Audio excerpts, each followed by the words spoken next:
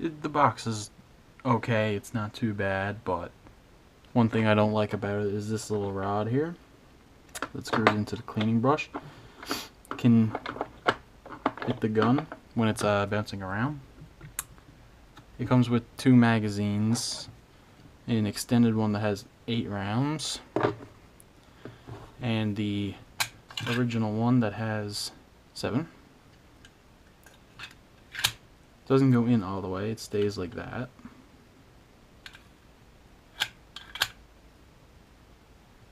So you kind of have to give it a smack to get it in. So the first thing I have to mention is when I first got it, this right here, the slide release, and the sights were starting to rust a bit. Completely out of the box. The thing was covered in oil too, but for whatever reason the slide release and the rear sights were rusting. The front sights are okay, they're not bad, but the back ones you can probably see the color on it. It's a bit rusty, and everything else is pretty good, but I had to polish this down so it didn't look as bad. I just roughed it up with a little fine grit sandpaper and fixed it. But everything else is pretty okay cosmetically. But the actual screw in the rear sights also backed out every time I shot it. After a couple shots, it would be to the point where I could wiggle it back and forth and pull off the sights, which wasn't very good, and I had a lot of trouble keeping it on. I actually had to use a bottle of thread lock, the medium thread lock. That actually did it pretty good, and I really went at it with a torque wrench, but it's staying pretty good now. A big issue that people had with these was the magazine release, how big the button was, and that can be unscrewed and taken off, but I prefer to keep it on. It's a little easier to press it since it's so close. It has 3 safeties. One I have covered with this paracord that I put on, but it's a safety that you put your hand onto to release that pushes the beaver tail down. There's then, when the gun is cocked, there is this one, the regular old safety on both sides, and when it's uncocked you can actually turn on the safety by pulling one click back and the hammer is locked. So it's a pretty safe gun. So one other thing I have to mention is these black grips. They're a bit rubbery and uncomfortable when you're shooting.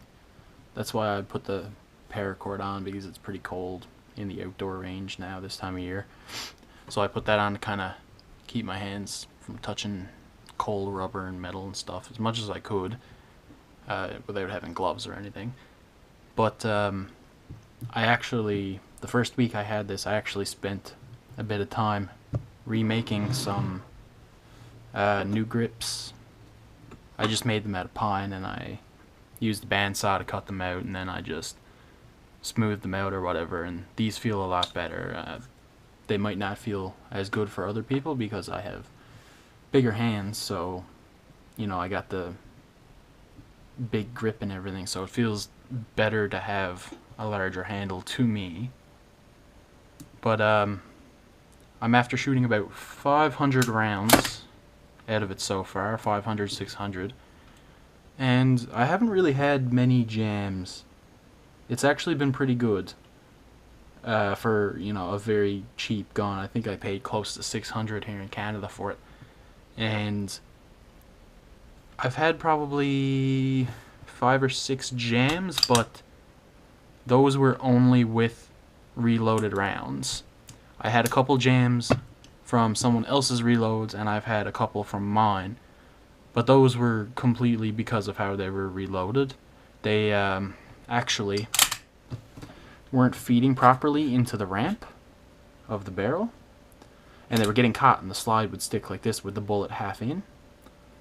And then every now and then the casing would actually get stuck part way. This here is one of the casings that actually got caught, and you can see the two little things there. This was a reloaded one that I did myself. I used flat nose, which I definitely don't recommend, but you can see how that lines up pretty much perfectly with that. But it did come out somehow. I picked it up off the ground since I reload them. I collect them all afterwards, and it came out like that, but it didn't get caught in the gun, so I'm not quite sure how it managed to pop itself back out after doing that. That's pretty bad. I've never seen that before. But it's other than that, it's pretty good. I haven't had too many issues with it. I haven't had any issues with factory ammo. And it's a very comfortable gun, and the sights are pretty good on it. If I can get a view through the camera there. They're very big. I like big sights. I don't like Glocks. I can't aim with Glocks at all. Really, I couldn't hit the side of a barn if I tried. But this is pretty accurate. The sights are really nice. They're still a little off from when I had to move them, when they were falling off. But I'll fix that eventually. And now, the last issue I had with this was actually the day I picked it up. I bought a box of bullets at the range and tried it out. And I was loading this, and as I was feeding them in, this sharp edge right here sliced right through my finger and actually left that little red scar right there. I don't know if you can see it. Cut it pretty deep. It was pretty sharp. And I couldn't even continue shooting. There was that much blood, and I had to get it cleaned up with the rust and everything on it. But for such a cheap gun, it was well worth its money. I would way rather have this than an $800 Glock or a $1,200 Glock or anything. But it's no Colt. It's not a Colt. So now I'll show you how to take it apart. It's a lot like any other 1911 style. Pretty much every part of this is compatible with an actual 1911 Colt. So you could pretty much eventually just change the slide release, the hammer, the beaver tail, pretty much everything. You can just order online and replace. But it's pretty easy to take apart. The Glocks are a little easier.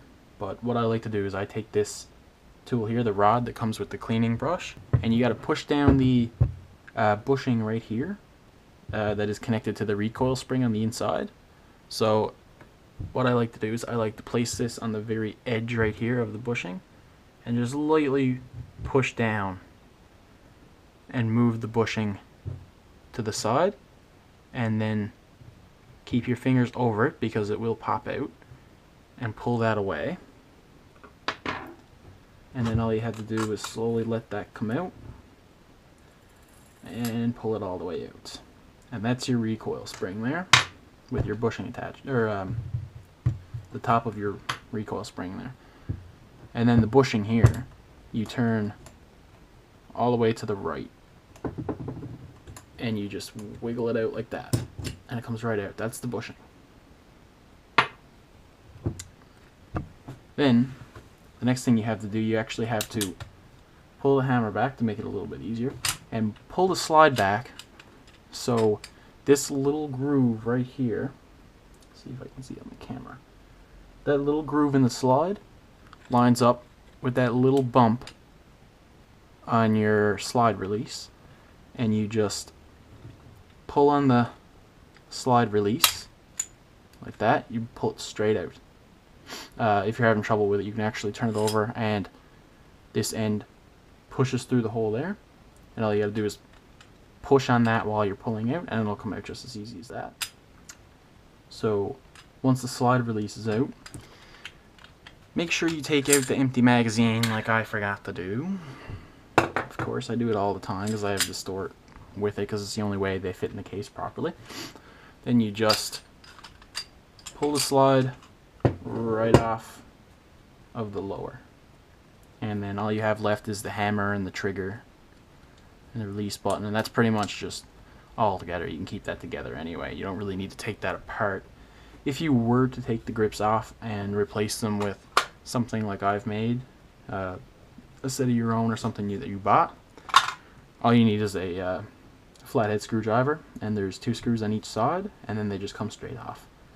But other than that, you don't really need to touch this unless you're replacing the trigger or something, which I haven't done yet, so I wouldn't mention that in the video just in case, since I don't know how to do it yet.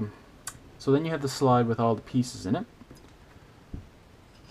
This right here is your rod in there. I think it's called a recoil rod or something like that.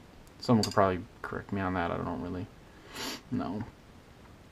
And then you got your barrel, which you actually have to slide straight out instead of pulling through. And then you're left with just the empty slide. So I'm after cleaning it once since I went shooting. It's a bit dirty, but it's not too bad. I'd recommend cleaning this if you don't have time to clean it every single time you shoot. Probably every 200-300 rounds, probably clean it, because this gun does get pretty messy. The rifling on this is actually very good. I don't know if I can get that on camera. So you can see it there. It's pretty good. It's pretty clean. Eventually it'll probably wear down though. It's not a super deep rifling or anything. And then you got the little stamped chamber on there, 45 ACP. And that's pretty much it for taking it apart. The slide is empty. Putting it together is a little bit more tricky. I had to watch a couple of videos on it before I could really do it properly and not mess up. So you might have to bear with me here. So first of all, you have to take your barrel and put it back in. Just slide it straight through the front again. Just like that. And then you just take the rod, put it back in through the inside, and you see this little groove here on the bottom of it? That actually goes flat to the barrel. It grips the barrel. So then once you have both of those in, this little tab right here, you actually have to stand that up straight to where it's next to this part here on the barrel. And if it's not put like that, it will not fit back on. So next, take your lower, make sure the hammer is back so it can go in properly. And you want to catch the hook right there on the back and slide it back in, making sure that this little hook there is stood up straight.